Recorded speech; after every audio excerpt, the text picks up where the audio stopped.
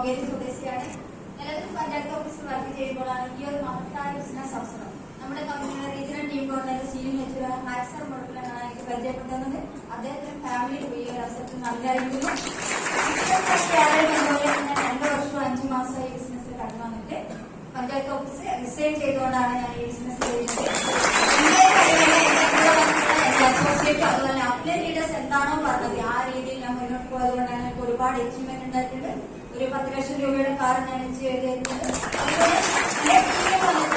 ലേഡീസിനെ കൂടുതലായിട്ട് പറയുന്നത് പ്രൊമോട്ട് ചെയ്യുന്ന ഒരുപാട് ലേഡീസ് ഉണ്ട്.